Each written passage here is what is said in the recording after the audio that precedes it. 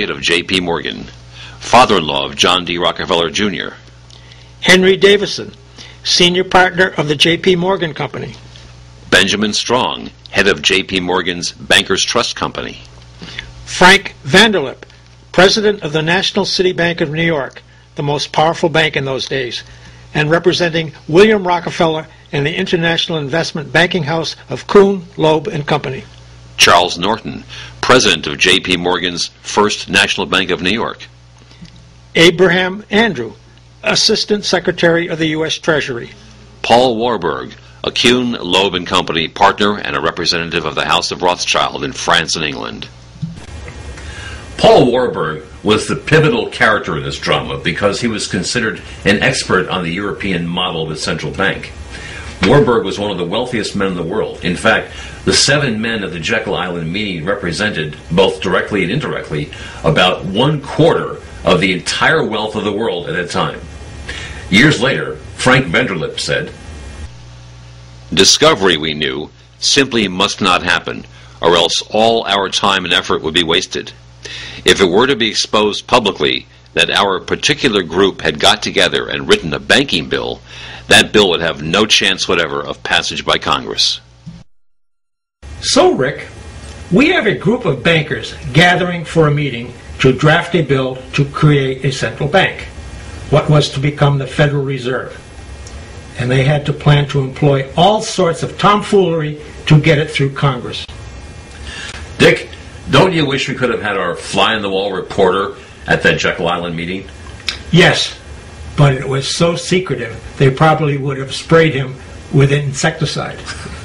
Well, in that case, let's use our imagination and the facts of the story and go back in time to 1910. Gentlemen, of course our main objectives are to establish a central bank in the United States and issue our own currency by fiat.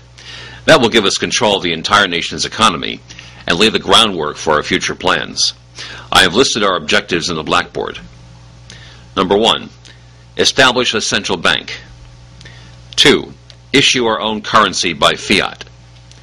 3, we want to put a stop to the increasing influence of the small banks and to make sure that control over this country's financial resources will remain in the hands of those present.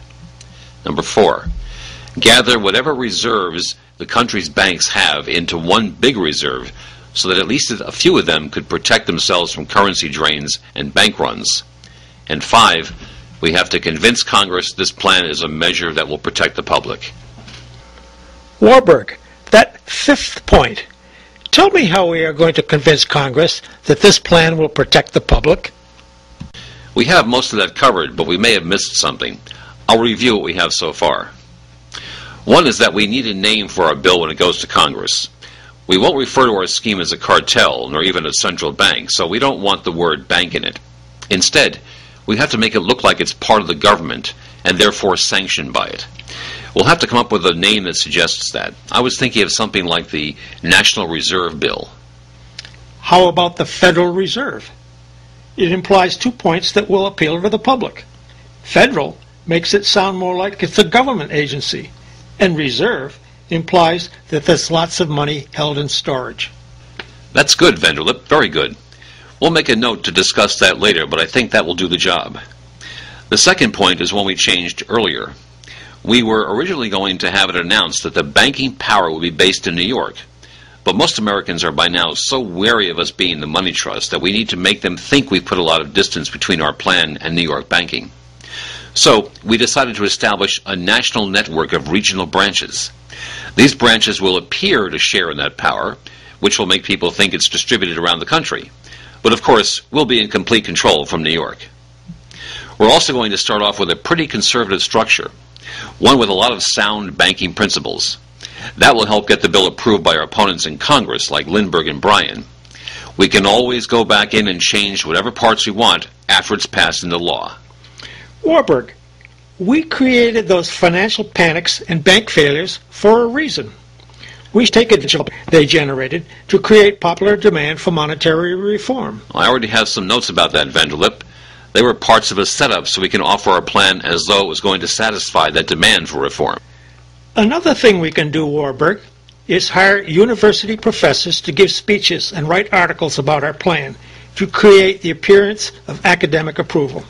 Senator Aldrich will be working on that, Vanderlip. We know that the subject of economics is gaining acceptance as a legitimate field, so we shouldn't have any problem locating the right professors who are poor enough to accept a grant or a promotion, and in return extol the virtues of our plan. We have earmarked $5 million for a special educational fund to go to some of the top universities. We'll write letters to Congress and distribute hundreds of thousands of pamphlets. We will also provide talking points and quotes to the newspapers. Of course, the net effect of all this will be to manufacture the appearance of grassroots support for our plan.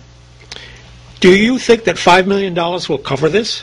We think so, Vanderlip, but if not, we'll pump whatever it takes into it. The American public already distrusts the Wall Street bankers, right?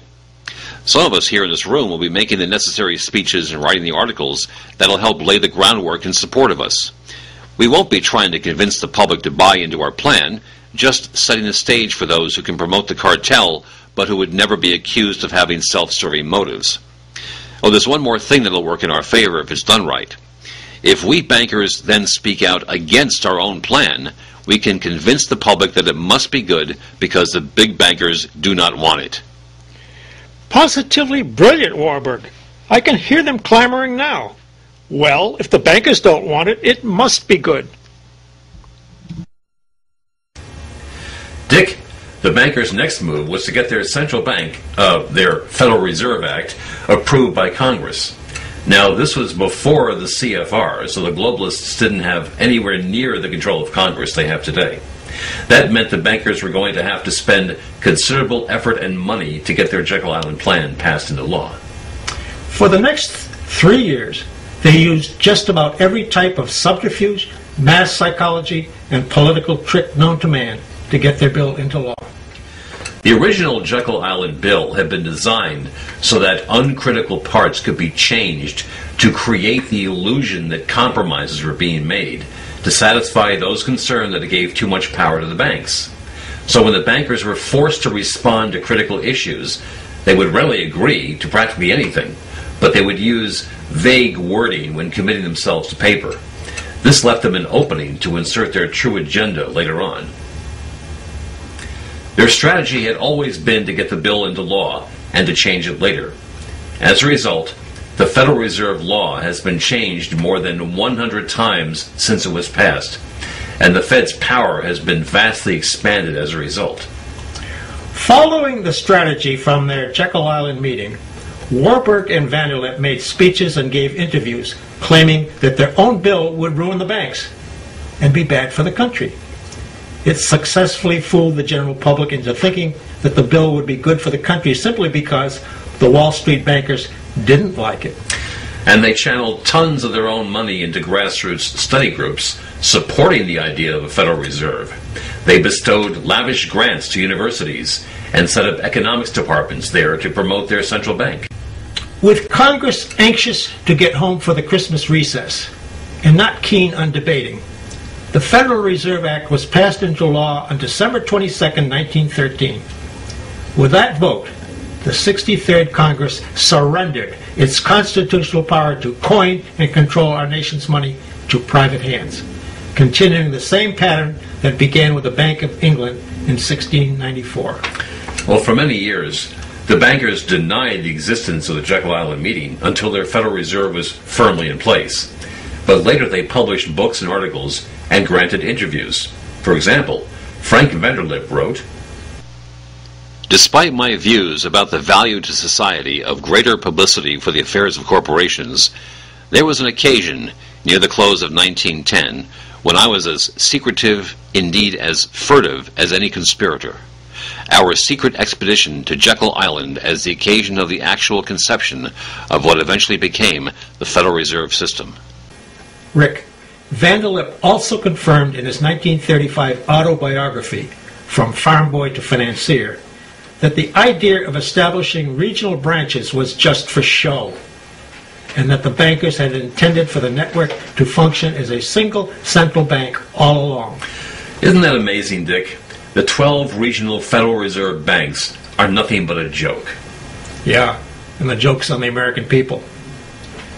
Franklin D. Roosevelt, the president at the time of Vanderlip's autobiography, was well aware of the control that bankers have over the country.